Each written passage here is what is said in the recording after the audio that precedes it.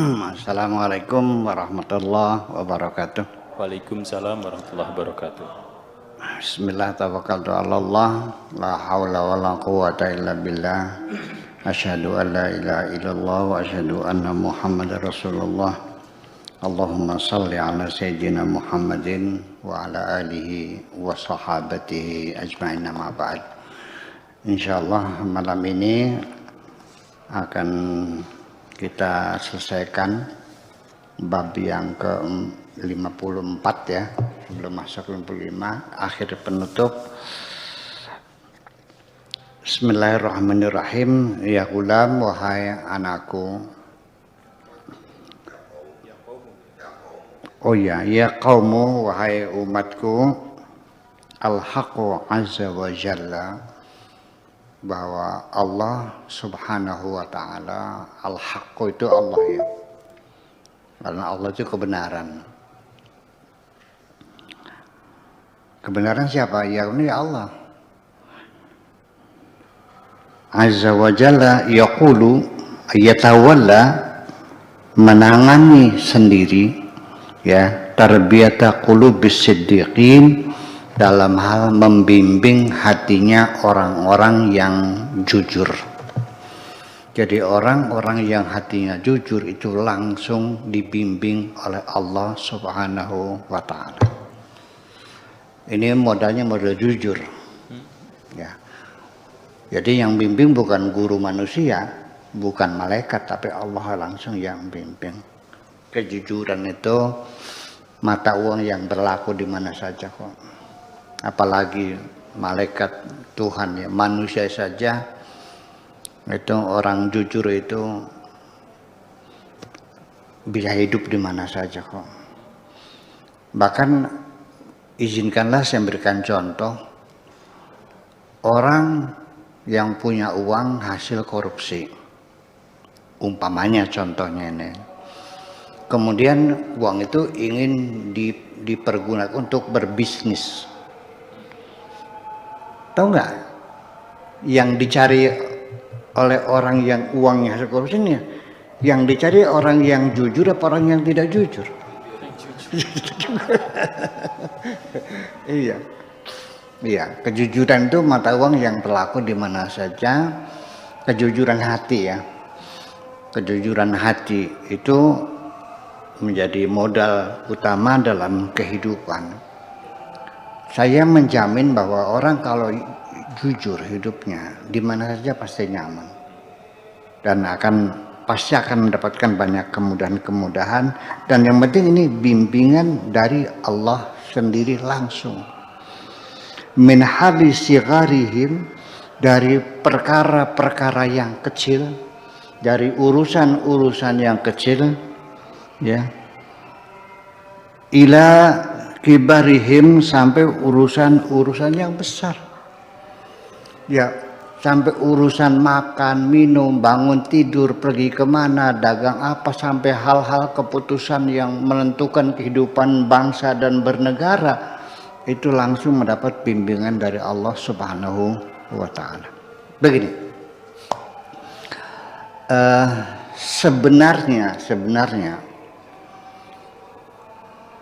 manusia itu pada awalnya ya memang dibimbing oleh Allah, terlepas apakah itu agamanya. Pokoknya begitu Tuhan menciptakan manusia, itu sudah ditetapkan bahwa manusia adalah makhluk Tuhan yang paling mulia di atas semua makhluk Tuhan. Seperti di dalam Al-Quran dikatakan, yang artinya apabila telah kurampungkan gambar manusia, bentuk manusia di dalam perut ibunya sebagai embrio, sebagai janin, sudah kelihatan gambar matanya, tangannya, dan kupingnya, dan mulutnya sudah kelihatan, sudah sempurna. Wa nafakhtu fihi min ruhi, dan aku tiupkan ke dalamnya dari rohku. faqa'u lahu sajidin, maka bersujudlah semua kamu kepadanya. Siapa yang disuruh ini? Kamu ini adalah para malaikat-malaikat, jin, setan dan sebagainya, seluruh makhluk Allah suruh bersujud kepada manusia ketika di dalam perut ibunya.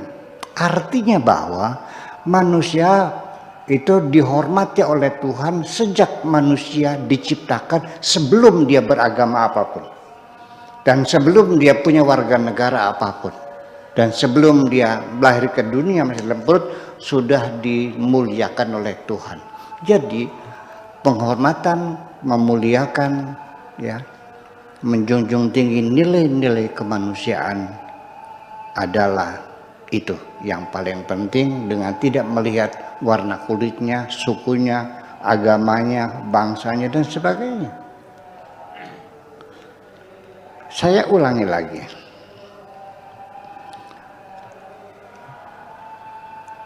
Ketika saya dicipta sebagai manusia, dalam perut ibu saya, status saya sudah menjadi makhluk yang mulia. Walaqad karramna bani Adam, dan telah kami muliakan anak turunan Adam. Itu yang asli penghormatan berdasarkan persaudaraan kemanusiaan. Tiba-tiba saya lahir di Indramayu. Indramayu itu di Jawa Barat. Jawa Barat itu adalah Indonesia. Maka saya mendapat kewarganegaraan Indonesia. Satu, saya sebagai manusia, dan kedua, saya sebagai bangsa Indonesia. Dan ketika saya sudah berusia 15 tahun, dan ketika saya dididik orang tua untuk melakukan sholat, maka setelah akil dan baligh, setelah saya sudah baligh, maka saya dinobatkan sebagai muslim. Betul nggak? Manusia, warga negara, dan agama. Warga negara bisa saja kapan-kapan berganti. Banyak nggak orang Indonesia warga negaranya pindah warga Amerika? Ada nggak yang warga negaranya pindah jadi warga negara Belanda? Warga negara bisa berganti. Agama ada nggak dari agama A ke agama B? Udah pakai AB saja, nanti kan soalnya nanti tersinggung lagi ngomongnya. Susah sekarang, nggak boleh salah ngomong nih. Nggak boleh salah ngomong. Dari agama C ke agama D, ada nggak? Tapi ada nggak manusia berganti jadi kunyuk? Jadi ketek, ada nggak? Ada. Asli manusia itu. Makanya kalau kamu ingin menghormati siapapun, jangan melihat agamanya, jangan melihat warga negaranya, jangan melihat sukunya. Lihatlah dia sebagai makhluk Tuhan yang mulia, adalah manusia. Jadi sekali tetap ditetapkan sebagai manusia, di situ kenapa demikian? Karena manusia sejak awal mendapat bimbingan dari Tuhan. Aslinya seperti itu. Katakan sajalah kita ketika ingin melakukan satu kejahatan. Apa mencuri, apa melacur, apa mabuk, apa segala macam.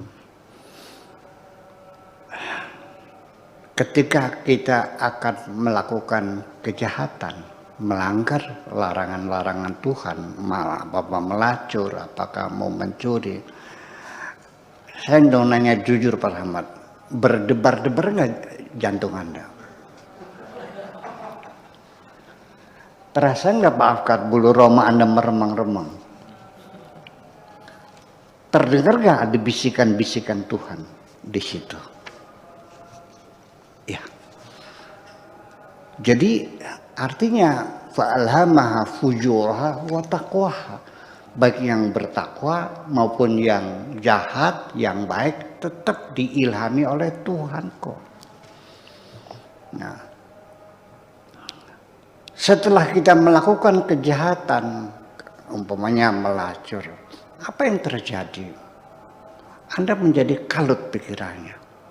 Ada kegelisahan, ada kecemasan muncul sebagai hukuman atas pelanggaran itu. Oke, bertobat, Allah ampuni. 2 kali melanggar lagi. Kalau sudah berulang-ulang, diingatkan, dibisikin, dibimbing, Anda tetap mengabaikan, wa yamudduhum fi tughyanihim ya'mahun, maka akan dilepaskan, silahkan kau berjalan sendiri.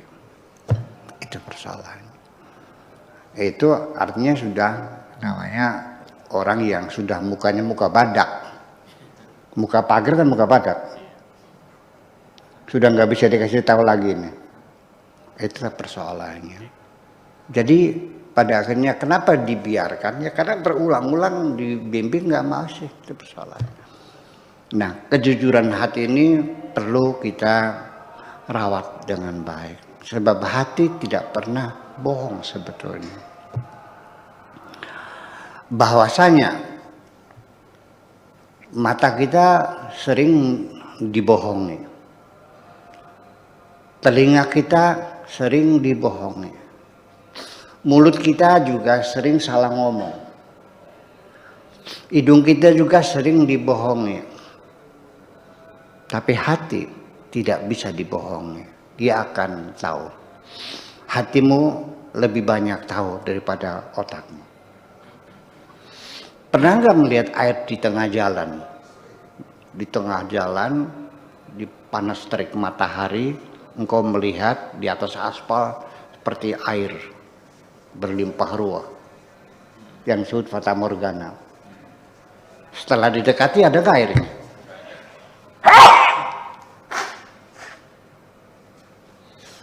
Ada nggak airnya? Sering nggak mata Anda tertipu? Sering nggak telinga tertipu? Kenapa matamu sering tertipu dan telingamu yang sering tertipu masih juga kau percayai? Itu yang jadi persoalan. Yang saya lihat sendiri, saya mendengar sendiri, tak colok matamu. Ya. Nah, ternyata dengan pikiran juga saya ingin mengatakan begini. Ketika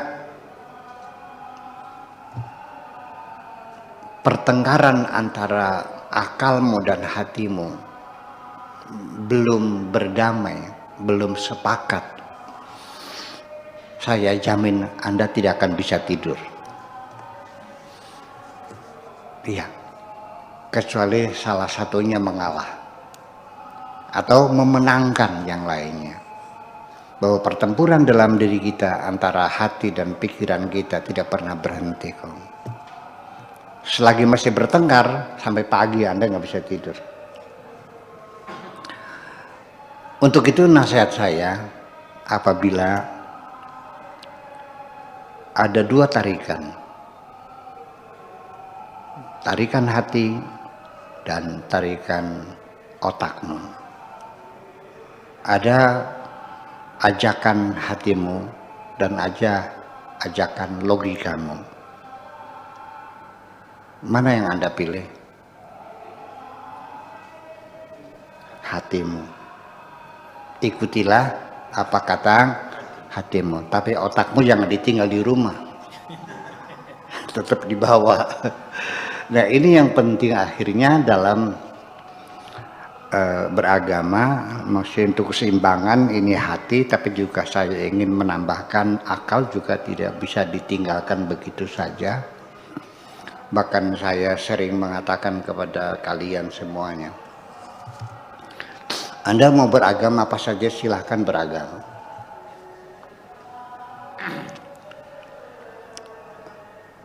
Anda mau fanatik silahkan fanatiklah.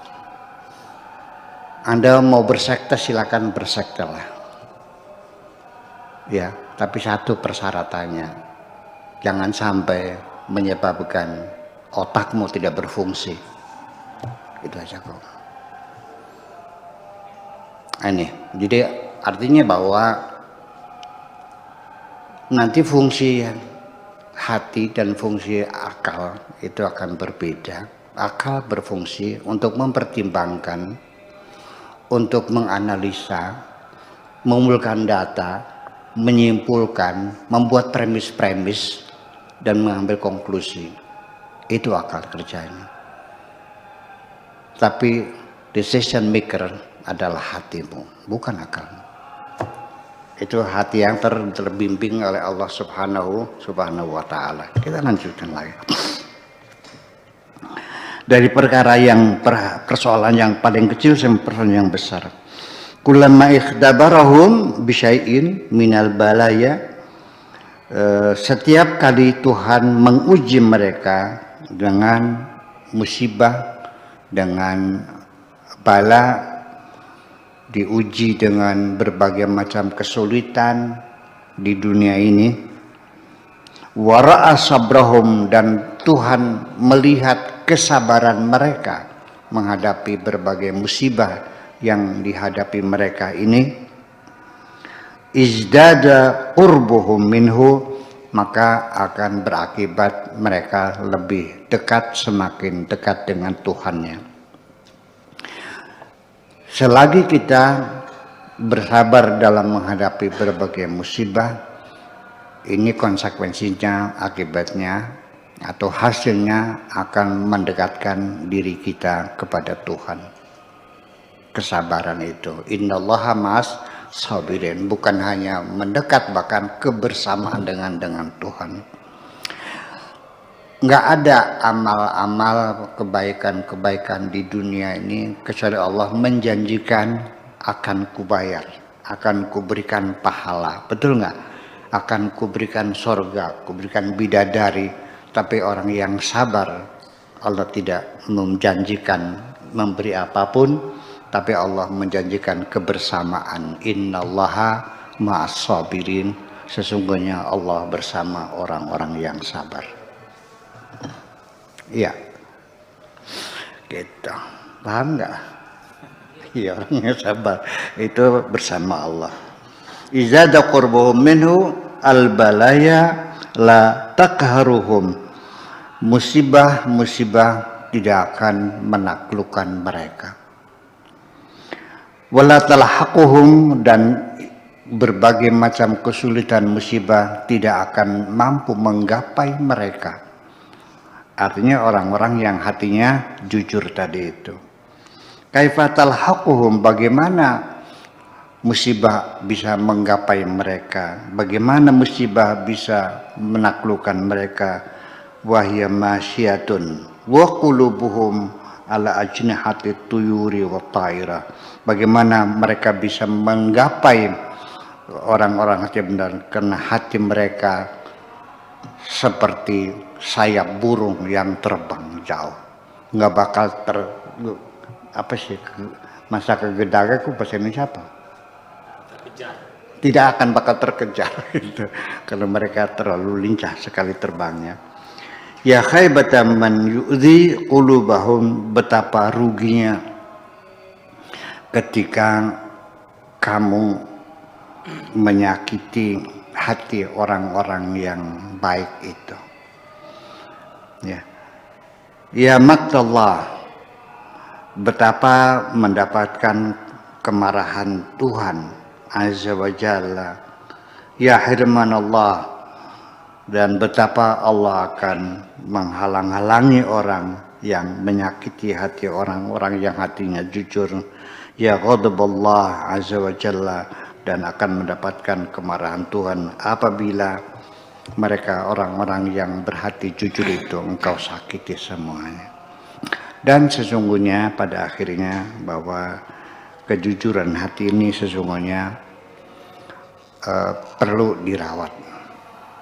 Merawat kejujuran hati, masalahnya adalah bahwa semua amal kita sesungguhnya nanti yang dilihat adalah hati kita kok. Ya, innallaha la yanzuru ila suwarikum, Allah tidak akan melihat wajahmu, bentukmu, rupamu, enggak. Walakin yanzur ila qulubikum, tapi yang dilihat adalah hatimu sendiri. Dan nanti pada akhirnya yang menentukan kita akan selamat bisa bertemu dengan Tuhan adalah bukan amalmu, bukan hartamu, tetapi orang yang punya hati yang baik. yauma la yanfa'u malu wala banun illa man atallaha biqalbin salim. Itu saja. Assalamualaikum warahmatullahi wabarakatuh.